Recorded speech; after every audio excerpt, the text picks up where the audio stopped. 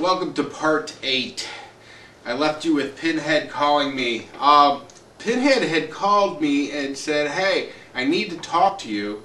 Can you meet me up at where you make phone calls? Well, real quickly, while I was in the holler, my cell phone wouldn't work. Now, the landline would work just fine, but the cell phone wouldn't work. And Pinhead knew that there was a spot up on the mountain where I could actually get high enough to where I could get a cell signal with that phone, and he knew where that spot was at.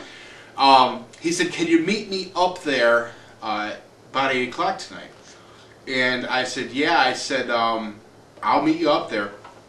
It seemed kind of strange, but I hung up the phone, and I thought to myself,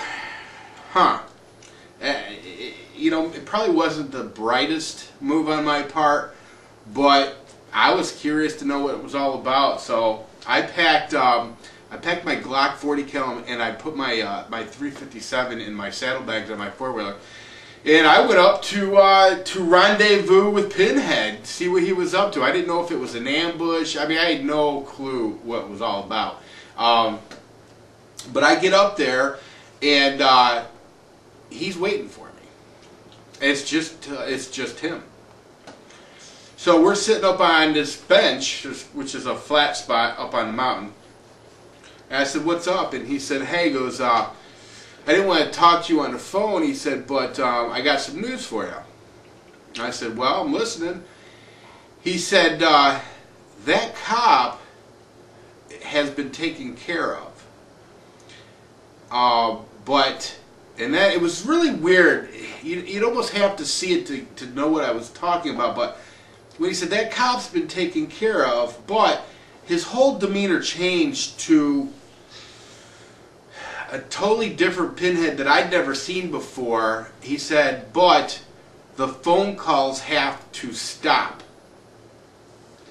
in a very threatening way, which he had never, ever came across to me like he was certain. Now, the funny thing about Pinhead is that he's about as scrawny as they come. To describe a little bit, real scrawny. His nose, at some point in his past, somebody had taken their fist and moved his nose in that direction. It was either in that direction or that direction. He's a real squirrely bastard. Kind of a likable bastard, but a squirrely bastard. But no way physically intimidating. Now, a bit of a nut job, don't get me wrong, and a pillhead. By this point, I know that he dabbles in selling narcotic pain pills, but he's a champion narcotic pain pill taker. You know, so I don't know. You know, I mean, it was just weird how he would come at me like that. All of a sudden, change with that. The phone calls have to stop, and what he meant by that was the phone calls to Frankfort, Kentucky, to Internal Affairs, or anybody in that, bringing heat in that direction. I think a lot of people by this point, a lot of the bystanders that were also in the dope growing and dope peddling industry, were all really starting to get nervous that I was going to bring a lot of spotlights in their direction, which is something that they just were not interested in.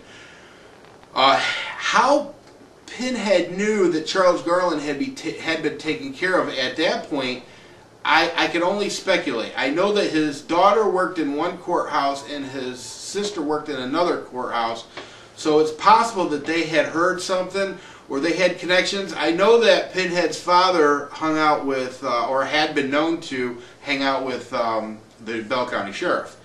Apparently they were buddies. So I don't know. But he had told me that cop, and he met Charles Garland, had been taken care of, but the phone calls had to stop. And I said to Pinhead, I said, look, my intentions were never to have this big war on drugs going on. It was never meant to be that.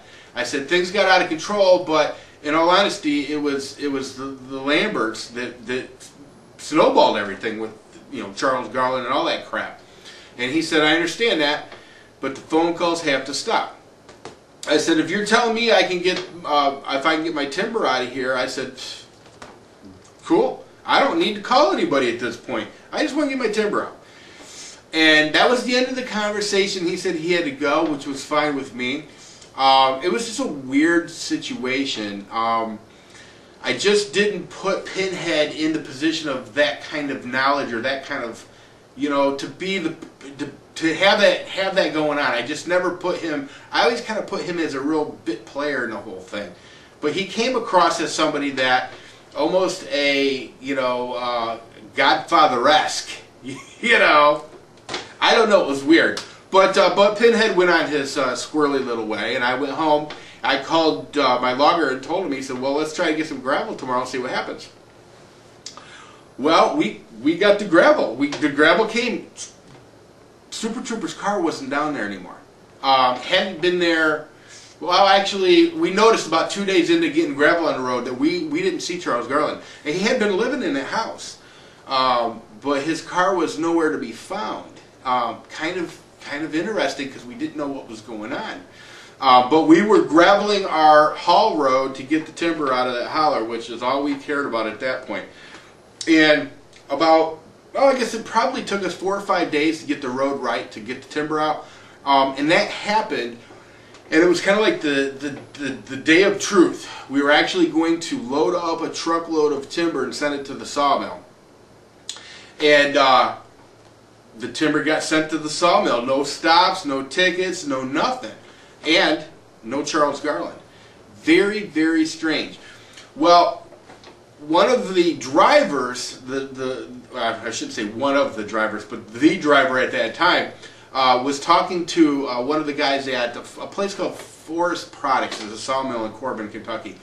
And apparently one of the guys he talked to actually went to church with a DOT guy, or DOT cop, the vehicle enforcement cop, and had said that Charles Garland had been called into the captain's office and yelled at so loudly that they could hear it all through the station, and was told that if he wanted to weigh trucks, that he could do it at the weigh station in London, Kentucky. So basically, and he was told not, in no uncertain terms, not to ever mess with another truck coming into my holler. So I was happy to hear that. So something went down. I don't know what, but obviously Charles Garland had been yanked off of us in a big way. But then it gets really, really, really interesting. I'm not sure where I'm at here. I'm going to stop this here. But when I come back, somebody's going to be dead.